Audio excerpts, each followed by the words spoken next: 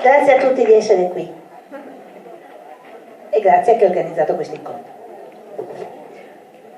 Dėkui visiems, kurie čia susirinkote ir ačiū tiems, kurie suorganizavo šį renginį. Diskusiją, greičiau pokalbį pradėsiu viena citata. Fantasy yra iš tikrųjų skirta įvairaus amžiaus skaitytojui. Tai literatūra nėra skirta konkretaus amžiaus skaitytojui, tai literatūra visiems skaitantiesiems. Taip sakė viena labai garsi fantasy rašytoja, amerikiečių Ursula Le Guin. Tad nieko keisto, kad Žiedų valdovą, Harry Potterį ir kitus fantastikos veikalus skaito tiek vaikai, tiek paaugliai, tiek suaugusieji. O šiandien, kaip minėjau, turime galimybę pamatyti, susitikti ir išgirsti labai garsę ir gerą intelektualią italų autorę Silvaną De Mari, kurios aš tai vadinu fantastikos perlu iš tikrųjų jos knygas.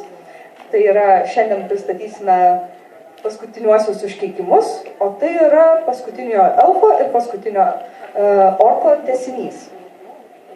Perkeliantis skaitytoją į fantastinį viduramžių pasaulį, kuriame daug neteisybės, smurto ir kančios, bet apstu ir vilties, didvyriškų žygių ir išminties. Nebejoju, kad kūrinys dėl nuotykių įtampos, temų įvairovės ir kalbos subtilumo, psichologiškumo bei intelektualumo padarys įspūdį net rafinuočiausią skonį turinčiam paaugliui ar suaugusiajam.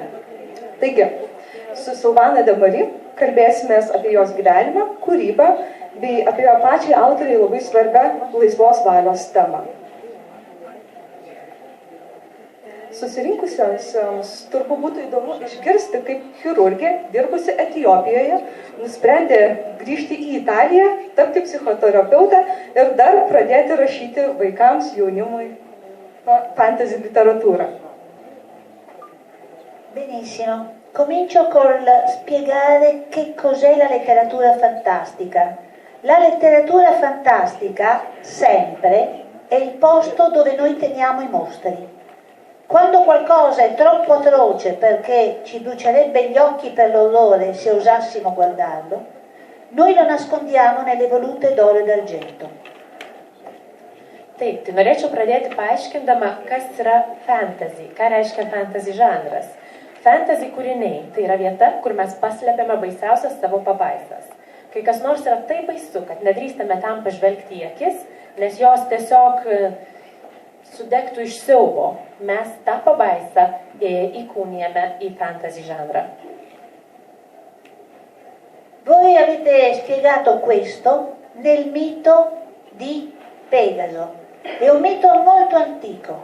La Medusa era una figura terribile, che aveva i capelli fatti di serpente e se qualcuno osava guardarla, diventava di pietra. Per poterla uccidere occorre guardare il suo riflesso nello specchio. Per poter affrontare il dolore, per poterlo fronteggiare, occorre rappresentarlo in uno specchio. E dal sangue della Medusa nasce Pegaso, il cavallo alato, nasce la letteratura fantastica. Ir tai yra paaiškinta Pegaso mite. Tai yra labai senas mitas, antikinis mitas, kuris pasakoja apie Medūzą. Medūza yra antikinė pabaisa, kuriai vietoj plaukų auga gyvatės. Ir mes negalime pažvelgti jai į akis, dėl to, kad tas, kuris pažvelgia Medūzai į akis, suakmenėja. Dėl to, norėdami nužudyti Medūzą, turime žiūrėti jos atspindį. Ir tik tuomet galime su jais susidoroti. Lygiai taip pat veikia skausmas. Norėdami susidurti su skausmu, atlaikyti skausmą, jį nugalėti, mes turime žiūrėti į kažkokį jo atvaizdą. Šiuo atveju į atvaizdą, kurį sukuriame fantasy literatūroje. Tačiau iš nužudytos Medūzos kraujo gimsta Pegasas, gimsta kūryba, gimsta literatūra ir būtent tai ir būtų fantasy žanras. Per esempio, nelle grandi fiabe classiche, Biancaneve, Cenerentola, è stata messa la persecuzione dei bambini. Un bambino che può essere assassinato da un genitore impazzito, Biancaneve, discriminato sulle sorelle e massacrato di lavoro, Cenerentola, Pelle d'asino, un re che vuole sposare sua figlia. Ci stanno parlando dell'incesto. La bella e la bestia, un uomo che consegna la sua bimba a una bestia a saldo di un debito. Ansel e Gretel e Pollicino, i bambini sono veramente stati mangiati. Nelle grandi carestie, prima di morire di fame, si mangiano i cadaveri, i bambini muoiono per primi. Ma poi non avremmo osato raccontarlo, quindi non lo abbiamo raccontato, ma è rimasto incastonato nelle fiabe. Nella grande letteratura fantasy e nell'horror c'è lo scontro frontale tra una cultura di vita e una cultura di morte. Noi siamo il secolo del genocidio. Lo scontro con il comunismo sovietico, con il nazismo tedesco e ora con l'islamismo, noi l'abbiamo messo nella letteratura fantastica. Quindi io ho cominciato a scrivere fantasy perché avevo bisogno di un luogo dove raccontare il dolore. Taip, tai daugybę siaubo pavyzdžių mes matome užkoduotų pasakose, tokiuose kaip Snieguolės 7 nykštukai ar Pelenė, kurios savyje slepia persekiojimą, nelaimės, pavojus patyrusius vaikus. Pavyzdžiui, Snieguolė ir 7 nykštukai kalba apie mergaitę, kuri gali būti nužudyta, kuri išsiunčiama nužudyti. Pelenė kalba apie mergaitę, kuri yra diskriminuojama, lyginant su seserimis, ir nukankinama darbu. Asilo Oda pasakoja apie merginą, kurią nori vesti jos pačios tėvas. Baisu, tiesa. Tai pasaka apie incestą. Gražuolė ir pabaisa pasakoja apie tėvą, kuris už skolą atiduoda savo dukterį pabaisai. Jonukas ir Grytutė arba Nykštukas, dvi pasakos, kurios pasakoja apie vaikus, kurie iš tikrųjų buvo suvalgyti.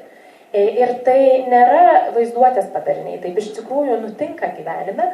Pavyzdžiui, maro metais, kai iš neturėjimo ką valgyti žmonės valgo lavonus, vaikai dažnai yra pirmieji, kurie žūva ir yra suvalgomi. Mes nedrįstume to pasakoti tiesiog šiaip, mes tai įvelkame į pasakos rūbą.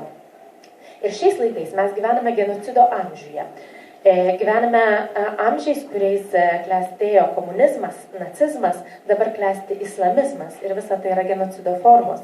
Ir aš pradėjau rašyti fantasy kūrinius, kad galėčiau pasakoti apie smurtą ir skausmą pasaulyje. Ma nella letteratura fantastica c'è anche la fede nell'uomo. Nella letteratura fantasy noi parliamo di Dio e della morte. L'Etiopia è stato un luogo di una bellezza straordinaria e di uno straordinario orrore. In Etiopia c'è la civiltà copta. L'Etiopia era il luogo da cui partì la regina di Saba, per cui la leggenda dice che l'Arca dell'Alleanza si trova in Etiopia.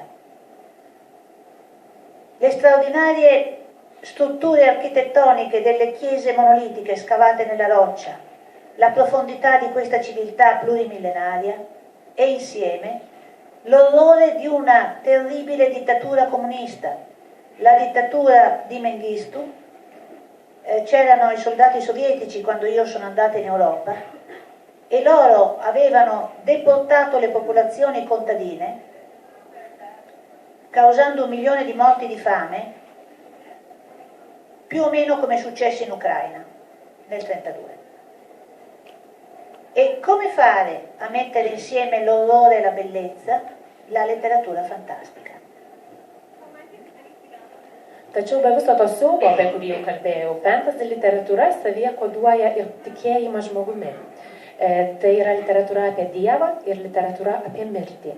Mano patirtis Etiopijoje, kur gyvenau kaip gydytoja, man leido susidurti su neįtikėtino grožio šalim, tačiau taip pat su šalimi, kurioje viešpatauja neįtikėtinas siaubas.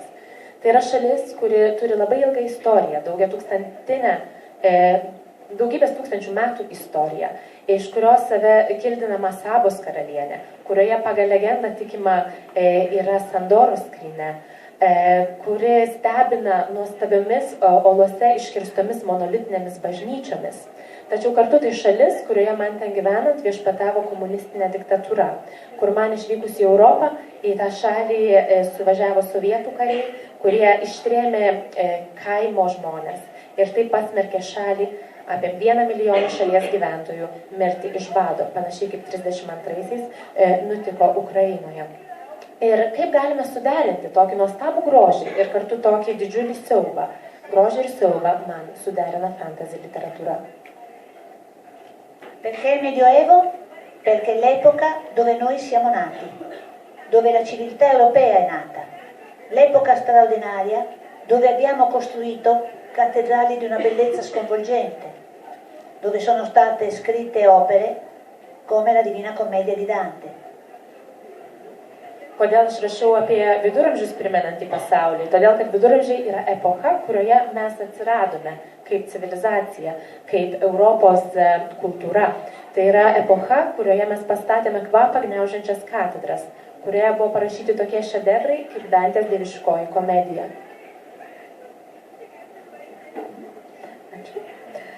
Kaip būdinga fantasy literatūrai, jūsų knygose daug karo, prievartos, tamsiausių gyvenimo momentų. Tačiau knygose smurtas nėra eksplikuojamas, užaštrinamas, atvirkščiai. Daugiau dėmesio skiriate žmonijai pažinti, ypač kaip žmonės veikia baimė, neapykanta, įtampos kupinos situacijos. Taigi įdomu, ar šiam klodui rašyti naudojate savo kaip psichoterapeutės patirtimi, ar daugiau lėmė būtent patirtis Etiopijoje? Certamente. E credo che un medico o uno psicoterapeuta siano molto avvantaggiati. Le persone vengono loro a raccontarci le loro storie, vengono loro a spiegarci le loro emozioni. Quindi è un punto di vista privilegiato per leggere la storia. Ma all'interno della letteratura fantasy deve esserci la storia, le storie con la S minuscola delle persone, il loro dolore, la loro paura, ma anche la grande storia, quella con la S maiuscola. Se ci fate caso, oltre che alla letteratura fantasy, noi ricordiamo molto alla letteratura horror e in particolare alla filmografia horror, proprio perché noi sentiamo di essere una civiltà che rischia di modificarsi troppo. Noi non sappiamo come sarà il mondo tra 50 anni, quindi abbiamo bisogno di una letteratura che ci ancori al nostro passato, perché abbiamo bisogno di stabilità. E io questa mancanza di stabilità, questa mancanza di senso di appartenenza, mancanza di identità, che è il dolore della nostra epoca, lo ricostruisco attraverso le storie dei miei pazienti. Ma non è un loro problema, è una falla collettiva della nostra epoca. Taip, tai aš esu medikė ir tikiu, kad būti mediku yra privalumas, norint rašyti knygas. Dėl to, kad medikai ir psichiatrai, Silvana yra ir psichiatrė, yra žmonės, pas kuriuos žmonės ateina papasakoti savo istorijų, papasakoti savo skausmo, papasakoti, kaip jie jaučiasi. Ir ta prasme mes esame gana privilegijuoti, nes patys pirmieji išgirstame šias istorijas. Dėl to fantasy knygose, mano knygose, slypi tiek istorijos iš mažosios raidės, istorijos, kurias man papasakoja žmonės, jų gyvenimo, jų skausmo istorijos, tiek istorija iš didžiosios raidės, kaip mūsų visų kultūros istorija. Be to, šiais laikais, draugė su fantasy žanru, klesti ir siaubo romanų, siaubo filmų, ypač filmų žanras. Ir aš manau, to priežastis ta, kad visuomenė labai keičiasi. Ir mes neturime stabilumo, mes nežinome, koks pasaulis bus po 50 metų. Ir tuo būdu literatūra mums tampa savotišku inkaru, kuris leidžia remtis praeitimi, kad suvoktume dabartį, tampa stabilumu, kadangi mums labai trūksta to stabilumo, mums trūksta priklausimo jausmo ir tai yra mūsų epochos skausmas. E questo è finito evidentemente nei libri. E c'è un'altra cosa che è finita nei libri. Gli esseri umani sono fondamentalmente buoni. Semplicemente noi vediamo sempre il peggio. I nostri libri di storia ci raccontano il peggio. Ci raccontano di Gengis Khan, che prese Pechino e fece 350.000 morti all'Arma Bianca. Non ci raccontano di tutti i milioni e milioni di mongoli o di contadini cinesi che non hanno mai tolto un capello a nessuno. I nostri telegiornali ci raccontano dell'uomo che ha fatto la rapina, non dei milioni di uomini che non l'hanno fatta. L'umanità è fondamentalmente buona. Se così non fosse, noi non saremmo qui a parlarci oggi, ci saremmo già estinti. Quindi noi questo dobbiamo saperlo. E c'è la letteratura fantasy che ce lo ricorda. Alla fine, anche persone che in origine non sembravano molto eroiche, sono quelle che si batteranno per tutti. E io ricordo sempre questi due personaggi straordinari del Signore degli Anelli, che sono Sam e Frodo, i due piccolini. Sam e Frodo sono i piccolo borghesi, a loro di fare l'eroe non gliene importava un fico secco, volevano starsene a casa loro a coltivare le rose e bere il tè. Ma quando l'oscuro Signore sta per annientare il mondo, allora anche loro vanno a combattere perché l'umanità a cui loro stessi appartengono si salvi. Noi apparteniamo all'umanità. Se vogliamo combattere per noi stessi dobbiamo combattere per l'umanità. Se vogliamo combattere per noi stessi dobbiamo combattere per il mondo a cui apparteniamo. Ir visos šios temos atsiskleidžia ir mano knygose. Ir esminė mano knygų mintis yra, kad žmogus iš esmės yra geras. Tiesiog mes labai dažnai tai užmirštame ir koncentruojamės į tai, kas yra blogiausia. Pavyzdžiui, istorijos knygos mums pasakoja apie Čingis Haną ir jo nukariavimus ir 350 tūkstančių aukų, žmonių, kuriuos jo kariuomenė nužudė šaltaisiais ginklais. Tačiau jos nepasakoja apie milijonus kinų, kurie nepalietė nei plaukelio ant kito žmogaus galvos. Per žinias mes girdime apie žmogų, kuris išprievartavo merginą, tačiau negirdime apie daugybę žmonių, kurie nepadarė nieko blogo. Žmonija, kartoju, iš esmės yra gera, žmonės yra geri. Kitaip mes čia nesėdėtume šiandieną ir nesikalbėtume. Mes kaip žmonija jau būtume išnykę.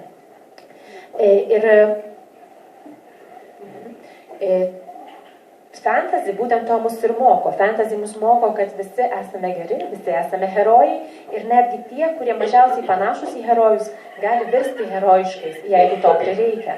Geriausias to pavyzdys man pačiai yra žiedų valdovo herojai Semas ir Frodas, mažieji hobitai, kurie iš esmės ten norėtų likti savo nameliuose, gerti arbatą ir auginti rožes. Tačiau kai kyla pavojus, kad tamsos jėgos užvaldys pasaulį, jie iškeliauja į kelionę ir kaunasi dėl žmonijos, kaunasi dėl mūsų visų. Nes norėdami kovoti už save, mes turime kovoti už žmoniją. Ir kovodami už žmoniją, tuo pačiu kovojame už save. Kaip jūs ir sakėte, tikite žmonijos gerumu. Ir jūsų herojai knygos yra tuo panašus, nors jie yra labai sudėtingi, skirtingi charakteriai, tačiau jie visi stiprus, ieško tiesos ir būdų, kaip padaryti pasaulį geresnį. Taigi, ar tai susiję su jūsų pačios ieškojimais gerumo, teisybės, prasmės pasaulyje, o gal manote, kad jūsų sukurtų herojų kažkokios kitos savybės yra taip pat labai svarbios ir norėtumėte jas paminėti? I miei personaggi sono come le persone che incontro tutti i giorni per strada, uomini che vanno a lavorare per mantenere i loro bambini, donne che fanno la spesa per preparare la cena. Sono tutte persone che si muovono per il bene. Non tutti, certamente, e ne bastano pochi per fare dei disastri, ma la nostra capacità di fare il bene è comunque commovente. Ma per poter fare il bene noi abbiamo bisogno di regole rigide. Nella società contemporanea molti pensano che rigido sia una brutta parola e flessibile sia una parola carina. Non è sempre così.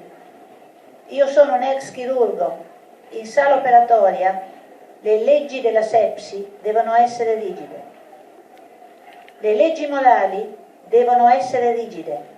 Solo all'interno di leggi rigide noi riusciamo a tirare fuori il meglio di noi. Vi faccio un esempio.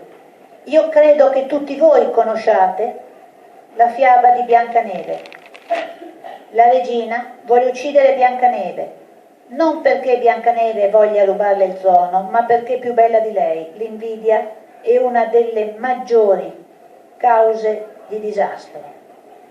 E per ucciderla manda il cacciatore. Il cacciatore quindi ha avuto l'ordine dalla sua regina di uccidere Biancaneve. Un ordine della regina è un ordine che ha un valore assoluto, ma non si uccidono i bambini, non si uccidono gli innocenti, la regola è rigida. Il cacciatore non uccide Biancaneve. Il cacciatore non va poi a piagnucolare al processo che quelli erano i suoi ordini, come è successo a Norimberga. O come è successo dopo il crollo dell'Unione Sovietica, dove tutti erano innocenti e tutti avevano solamente eseguito gli ordini. Noi siamo responsabili di ogni nostra azione, ma le regole devono essere rigide perché altrimenti è difficile scegliere. Quindi c'è questa rigidità di regole che c'è nei miei libri ed è quello che permette anche a personaggi complessi, personaggi che potrebbero scivolare verso il male, come Ranscray, il capitano dei mercenari, ma che riescono grazie a queste regole a fare la cosa giusta. Taip, mano herojai tai yra žmonės, kuriuos aš sutinku kiekvieną dieną.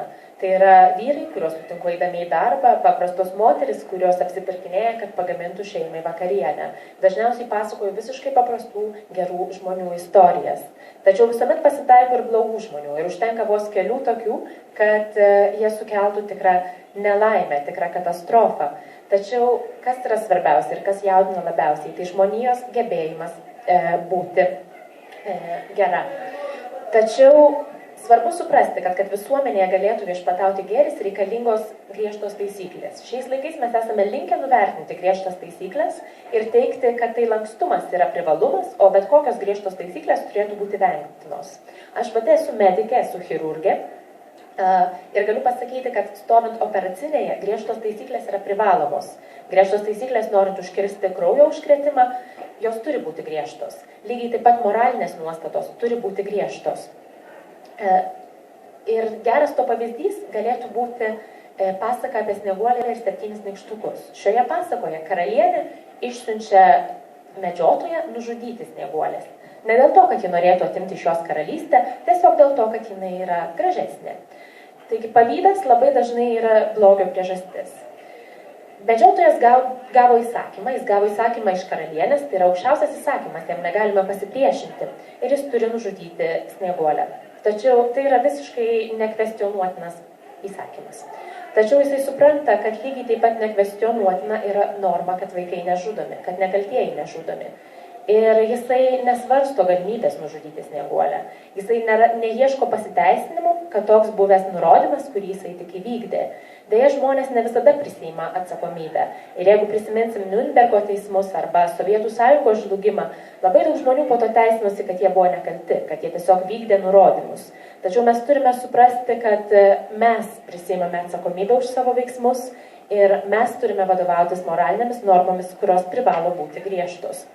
Ir tos moralinės normos ir padeda mano personažams, mano herojams, kurie dažnai yra sudėtingi ir turi sudėtingus gyvenimus, pasirinkti gyvenimo kelią. Pavyzdžiui, mano kapitonas Rankstrailis iš mano knygų, kuris yra pusorkis ir kuris labai lengvai galėtų nueiti neigiamais keliais, vadovaudamasis moralinės normomis, vis dėlto renkasi ir renkasi teisingai. Dabar būtų įdomu paklausti, iš tų 5 mes 5 turime jau berods knygas lietuviškai, kuris herojus yra pats įdomiausias, o gal piktadarys pats įdomiausias jums pačiai?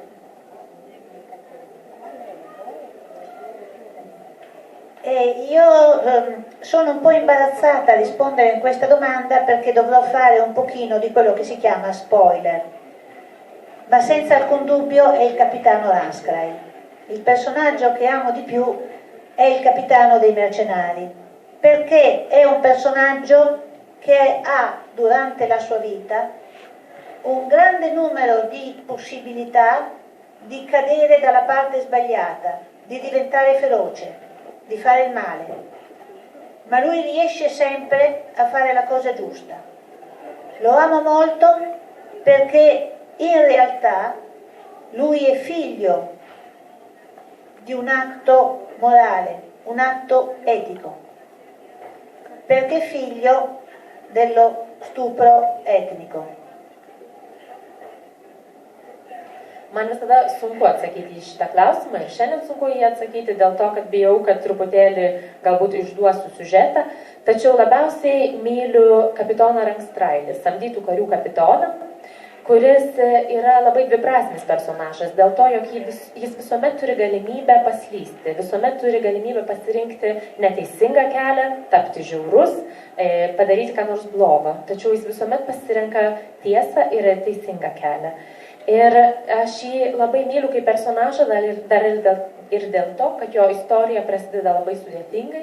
Jis yra vaikas, gimęs iš siaubingo iš siaubingos situacijos, kai jo žmonių motina išprievartavo orkas, taigi iš etninio prievartavimo. Lo stupro etnico mi ossessiona. Mi ossessiona perché conosco la storia. Mi ossessiona perché ricordo le terribili notizie che arrivavano dalla ex Jugoslavia oppure dal Ruanda. E io ho studiato la psicologia del genocidio e la psicologia dello stupro etnico, che sono assolutamente indispensabili l'uno all'altro.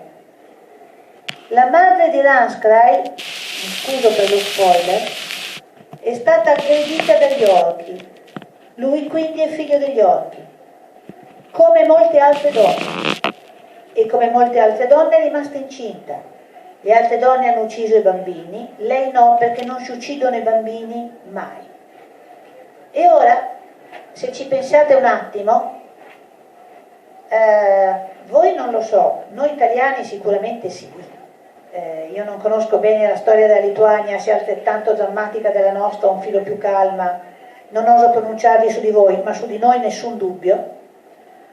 Non c'è nessun italiano che non abbia almeno uno stupro etnico nelle sue ascendenze. Da noi sono passati tutti, i romani, i barbari, i saraceni, i normanni e qualcun altro. Quindi nella storia genetica di ognuno di noi c'è un terrificante atto di violenza e un meraviglioso atto di compassione, una madre che non ha ucciso il bambino. Per questo il capitano Rangstrail è il personaggio che più di tutti io ho nel cuore. Lui è il figlio degli orchi e diventa non solo colui che li ferma, ma addirittura colui che li salva.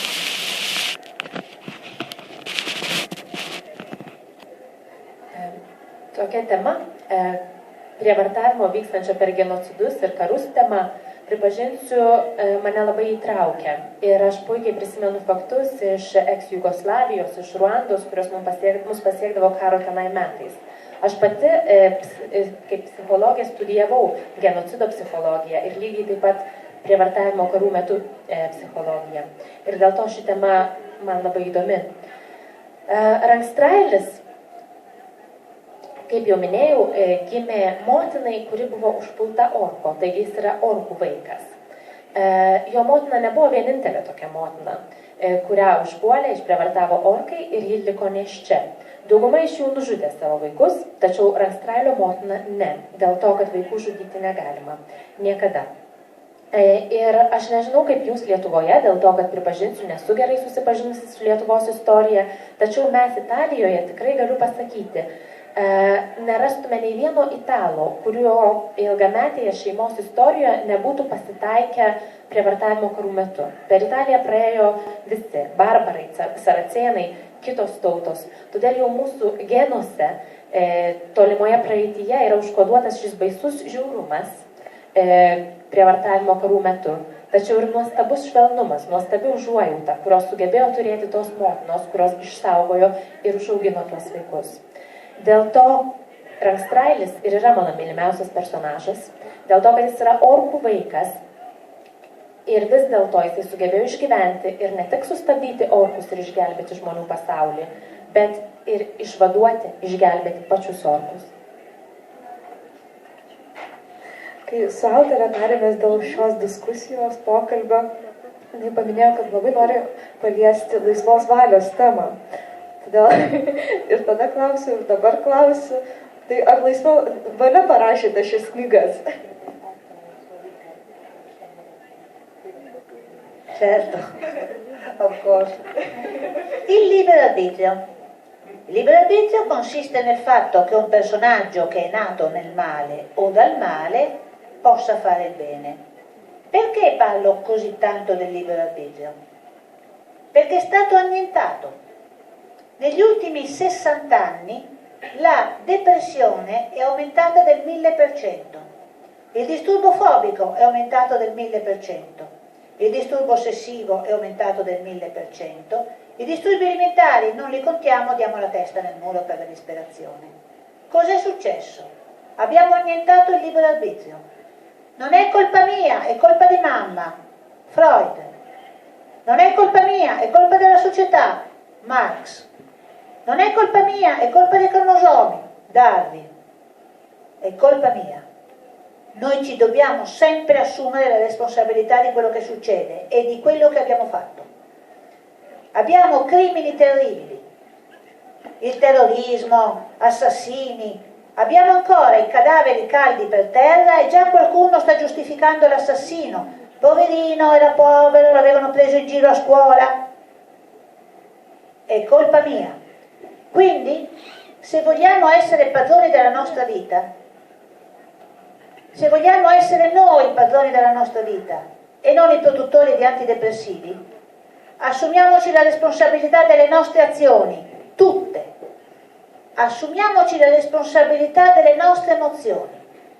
Questo sembra difficile o buffo, ma non lo è.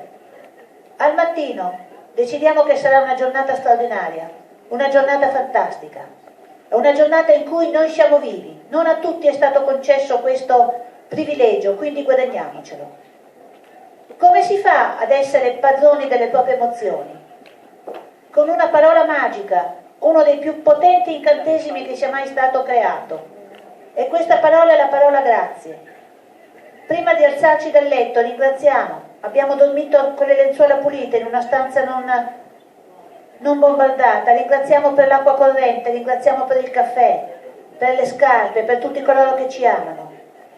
Ringraziamo e impegniamoci a restituire al mondo il bene che abbiamo ricevuto e diventiamo invincibili. Basta con la fragilità del postmoderno, è molto più divertente essere invincibili.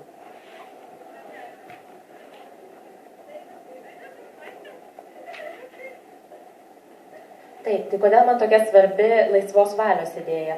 Todėl, kad ji leidžia suvokti, kad net tasai, kuris yra gimęs blogyje arba gimęs iš blogio, gali rinktis ir gali rinktis gėrį.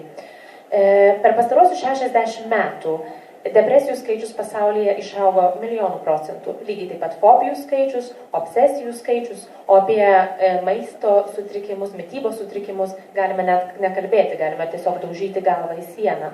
Kodėl taip nutiko? Todėl, kad nebeliko laisvos valios, nebeliko atsakomybės. Mes esame linkę suversti kaltę kitiems. Kalta mano mama, sakė Freudas. Kalta visuomenė, sakė Marksas. Kaltos mano chromosomos, sakė Darwinas. Ne, kaltas esu aš ir aš esu atsakingas. Šiais laikais, matydami siaubingus nusikaltimus, terorizmą, ant žemės gulinčius dar neatšalusius lavonus, jau pradedame teisinti žmonės, kurie sukėlė tas nelaimės. Jau pradedame ieškoti priežasčių, galbūt jie buvę neturtingi, galbūt iš jų tyčiojasi mokykloje. Tai visiškai nesvarbu, mes visi esame savo gyvenimo šeimininkai ir mes visi turime prisimti už jį atsakomybę. Ir turime suprasti, kad esame savo gyvenimo šeimininkai ir rinktis gyventi taip, užuot gaminę antidepresantus. Turėtume kiekvieną rytą atsikelti, suvokdami šitą mintį. Tai gali atrodyti sudėtinga, tai gali atrodyti juokinga, tačiau kiekvieną rytą turime atsikelti su mintimi, kad pasaulis yra fantastiškas, nuostabus, vien jau dėl to, kad mes esame gyvi. Ir magiškas žodis, pats svarbiausias užkeikimas, pats svarbiausias stebuklas, kuris mums padėtų gyventi, yra dėkingumas. Dėkingumas, kad išsimiegojame naktį švariuose paklodėse ir mūsų kambario niekas nesubombardavo, kad turime vandens, kad galime gerti kavą, kad turime batus, kad turime žmonių, kurie mums myli. Ir jausdami šį dėkingumą turime norėti atiduoti jį pasauliui, grąžinti ką nors pasauliui. Ir tik taip mes tapsime nenugalimi. jausdamiesi atsakingi už savo veiksmus. Ir man atrodo, kad būti nenugalimiems yra gerokai smagiau ir įdomiau, negu įsijausti į šitą postmodernizmo gležnumą ir silpnumą. Dėl to aš ir siūlau visiems jaustis nenugalimiems. Jūsų knygose labai daug magijos, daug senų burtų ir pažadų, galinčių paveikti veikėjų likimą, nepaisant jų noro ir atrodo net valios. Bet galbūt būtent tokiame pasaulyje iš tiesų gali egzistuoti laisva valia. Ar kaip tik tokios aplinkybės padeda atskleisti žmogaus prigimtį ir ją pačiam imti veikti pagal savo sąžinę ir valią?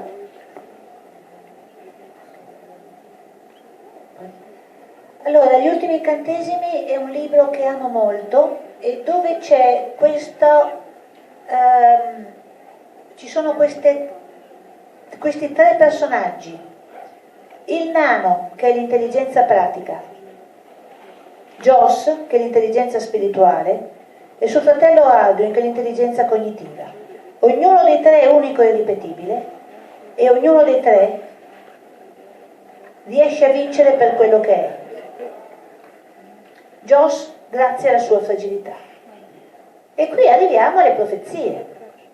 Perché nel fantasy siamo pieni di profezie?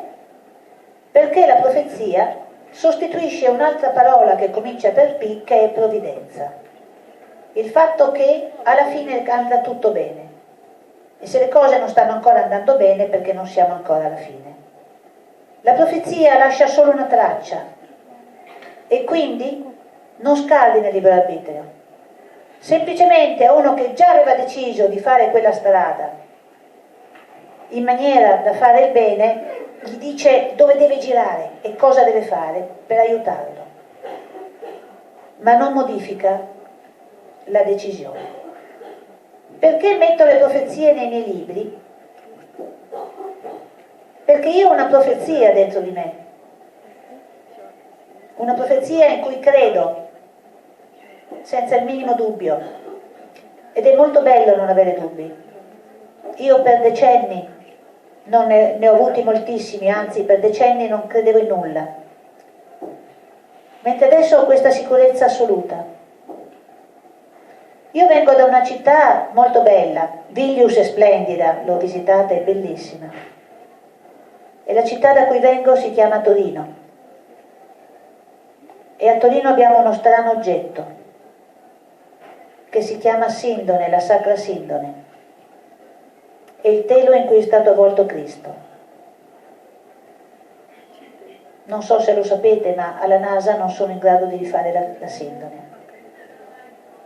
La Sindone è un negativo tridimensionale, c'è una sola maniera in cui può essere fatta. Un'enorme luce che si è formata all'interno del corpo e ha impresso il negativo sulla stoffa. Quindi, a Torino, noi abbiamo la prova scientifica, gli scienziati non hanno dubbi, della resurrezione di Cristo. Quindi, Cristo non è risorto perché il mondo si perda. Tranquilli, alla fine andrà tutto bene.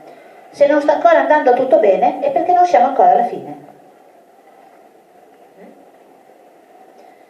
Paskutiniai užkeikimai yra knyga, kuri man labai brangi. Ir joje egzistuoja 3 herojai, kuriuos ypatingai myliu. Tai Nykštukas, kuris įkūnija praktiškai pradą, Josas, elfo sūnus, kuris įkūnija dvasinės vertybės, ir Arduinas, kitas elfo sūnus, kuris kaip tik yra labai protingas. Ir jie visi 3 yra laimėtojai, jie visi 3 savo gyvenimo kelyje nugali ir laimi būtent dėl to, kas jie yra, nepaisant to, kokie jie skirtingi. Ir net Josas, kuris gali pasirodyti labai trapus, laimi naudodamasi savo trapumu. Kodėl mano knygose yra daug pranašysčių? Todėl, kad pranašystės yra tik ženklai, tik savotiškos nuorodos, kurios jokių būdų neneigia herojų laisvos valios ir jų gebėjimo pasirinkti, ką jie nori daryti. Pranašystės įkūnija tai, ką galime pavadinti ir apvaizdą. Tikėjimą, kad galiausiai viskas bus gerai. O jeigu dar nėra gerai, tai dar ne pabaiga. Ir Pranašysčių daug mano knygose dar ir dėl to, kad aš tikiu pranašystėmis. Aš jomis labai tikiu ir jos man leidžia turėti labai daug tikrumo gyvenime. Taip nebuvo visada, ištisus dešimtmečius aš turėjau labai daug dvejonių, tačiau dabar gyvenu jausdamasi visiškai užtikrinta tuo, ką darau. Aš esu iš labai gražus miesto, iš Turino. Turiu pasakyti, kad ir Vilnius yra labai gražus miestas. Dar neturėjau galimybių labai daug jo pamatyti, bet tai, ką pamačiau, mane sužavėjo. Ir Turine mes turime ypatingą daiktą. Turino bažnyčioje yra saugoma drobė, kurioje matyti Kristaus veidas.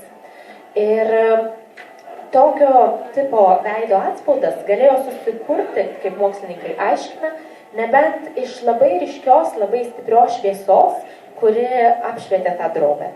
Tai praktiškai yra mokslinis Kristaus prisikėlimo įrodymas. Ir jeigu Kristus prisikėlė, tai ne tam, kad mes kaip žmonija pražūtume. Jeigu Kristus prisikėlė, tai vadinasi, kad mūsų laukia gera pabaiga. Ir jeigu kol kas dar nėra gerai, tai ne pabaiga. Ja, manau, dauguma bandys perskaityti šias knygas, o jeigu jau kažkiek skaitai ir šią naująją, įdomu paklausti autorės, o kokie jos nauji kūrybiniai planai ir keliai? Gal imsis ko nors visai naujo? Quello che sto scrivendo è la saga di Ania. Ania è cattivissima. Di nuovo c'è il tema per me ossessivo dello stupro etnico. La principessa dell'ultimo regno di persone per bene viene stuprata da un demone proprio perché lei resta incinta di una bambina demoniaca. La principessa dovrà uccidere la bambina. Ma la principessa, le regole sono rigide, non si uccidono i bambini, non può uccidere la bambina. Quindi non la uccide. E cerca di portarla lontano dagli uomini, che questa bimba non faccia troppi danni. Questa bimba ha grandi poteri, è figlia di un demone, ma per metà è figlia di mamma. Quindi il libero arbitrio lo deve avere. E quindi c'è questa bambina in origine cattivissima, che lentamente impara l'etica. E si schiera dalla parte della madre. Ha un linguaggio molto divertente perché è estremamente acida, estremamente sarcastica. E all'inizio la mamma non sa come tenerla buona. Le racconta le fiabe, le racconta le filastrocche, Finalmente le viene in mente di raccontarle le storie di cavalleria. I racconti fantasy, dove c'è questo eroe cavaliere che sì, è tanto buono ma c'ha uno spadone, quindi anche una... E la bambina si convince che non c'è nessun merito a torturare un gatto, un topo, un debole. È molto più divertente andare a affrontare uno che a sua volta ha torturato o ucciso. Quindi un po' alla volta, grazie alle narrazioni, la bimba si umanizza e impara l'etica. Taip, tai, ką aš rašau dabar, yra knygos apie Haniją, kuri yra labai bloga herojė, jinai iš tikrųjų labai piktavalė. Ji taip pat yra po išprievartavimo gimęs vaikas, kaip mato, ši tema man tikrai labai svarbi. Ir jinai gimusi paskutinės geros žmonių karalystės princesiai, nes tą princesę išprievartavo demonas, kad ji pastotų nuo jo dukters. Princesė turėtų nužudyti savo dukterį demonę. Tačiau, kaip jau minėjau, moralinės normos turi būti labai griežtos, vaikų žudyti negalima. Taigi princesė pasirenka pasilaikyti dukterį, tačiau išsiveda ją kiek įmanoma toliau nuo žmonių pasaulio, kadangi jos duktė turi didžiulių galių ir ji yra demono duktė. Taigi tos galios gali sukelti daug blogą. Tačiau lygiai taip pat kaip ji yra demono duktė, ji yra savo motinos duktė. Taigi ji turi savyje ir žmoniškumo, žmogiškumo. Ir nors iš pradžių Hanija yra neįtikėtinai bloga, pamažu ji išmoksta, pamažu ji mokosi, pamažu ji kiek įmanoma žmogiškėja ir renkasi savo mamos kelią. Ši knyga parašyta labai sarkastiškai, pati knygos kalba gana sarkastiškai ir manau labai įtraukianti. Mama iš pradžių nežino, kaip elgtis su Hanija. Ji bando jai pasakoti pasakas. Tačiau Hanijai jos visiškai nepatinka. Ji bando jai deklamuoti eilėraščius, kurie sukelia lygiai tokią pačią reakciją. Galiausiai mama pradeda jai pasakoti istorijas apie riterius, praktiškai fantasy knygas. Ir čia Hanija susidomi. Žinoma, riteriai vis tiek yra geriečiai, tačiau šiaip ar taip jie su savimi nešiojasi kardus.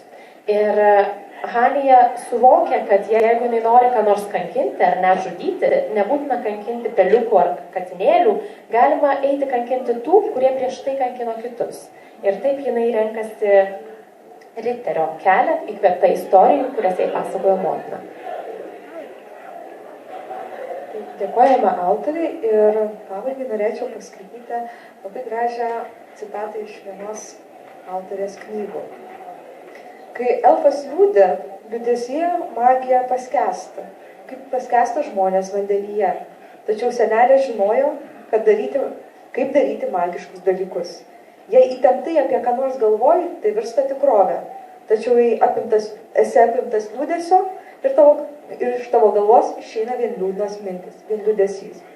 Taigi, linkiu Jums geros knygų mugės, daug gerų knygų ir ateiti, gauti autorės parašą, su ja pasikalbėti, pabendrauti. Su ja susitikti galėsite vaikų literatūros salėje, nieko rimto leidyklos stende. Iki.